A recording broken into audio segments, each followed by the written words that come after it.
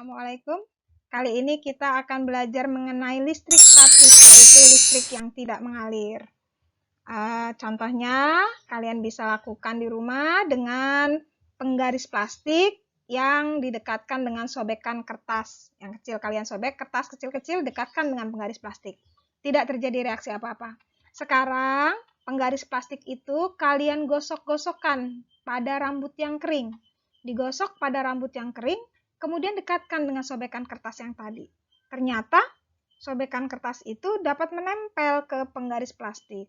Kenapa demikian? Karena sekarang penggaris plastik ini sudah bermuatan. Jadi ketika tadi digosok pada rambut yang kering, terjadi perpindahan muatan sehingga penggaris plastik ini memiliki muatan dan dapat menarik serpihan kertas, ya. Bagaimana hal tersebut dapat terjadi? Perhatikan berikut ini. Zat atau benda, bagian terkecil dari zat disebut atom. Nah, di dalam atom ada inti atom. Inti atom itu terdiri dari proton yang bermuatan positif dan neutron yang tidak bermuatan. Kemudian, inti dikelilingi oleh kulit-kulit. Di kulit itu ada elektron yang bermuatan negatif. Jadi ketika tadi penggaris plastik digosok ke rambut, terjadi perpindahan elektron. Kenapa elektron yang berpindah?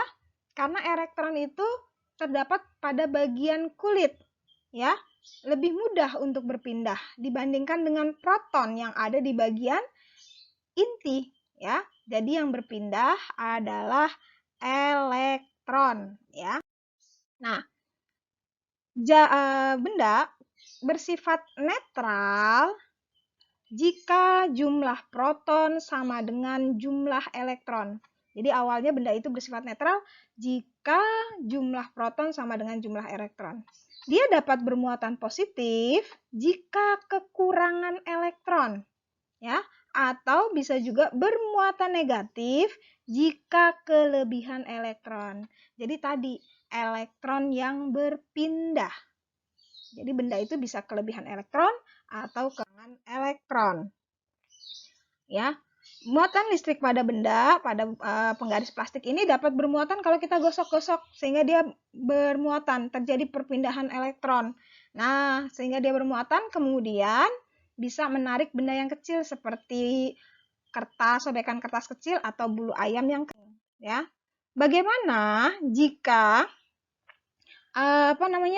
penggaris plastik dengan kain wol, ya. Awalnya netral.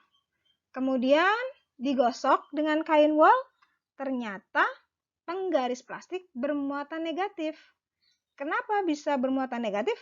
Karena elektron dari kain wol pindah ke penggaris plastik. Elektronnya berpindah sehingga penggaris plastik kelebihan elektron dan bermuatan negatif, sedangkan kain wol bermuatan positif karena kekurangan elektron, ya. Kemudian ada lagi misalnya batang kaca, ya, dengan kain sutra. Awalnya sama-sama netral, jumlah proton dan elektronnya sama. Kemudian digosok. Nah, ternyata batang kacanya bermuatan positif, kain sutranya bermuatan negatif. Artinya terjadi perpindahan elektron. Elektron dari batang kaca pindah ke kain sutra, sehingga kain sutra kelebihan elektron dan bermuatan negatif, batang kaca kekurangan elektron sehingga bermuatan positif. Tuh, ya.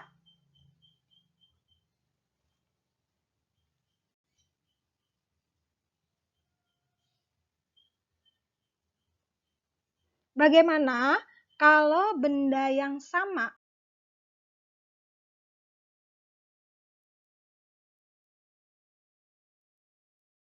didekatkan?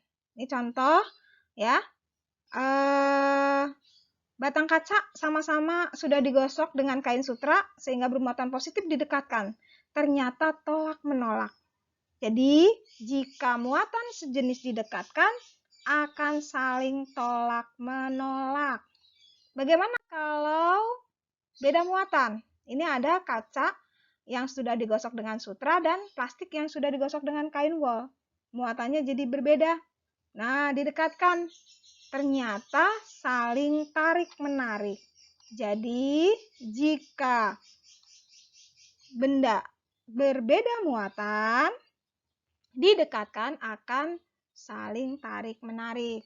Ya, demikian penjelasan Ibu. Semoga dapat dipahami. Terima kasih.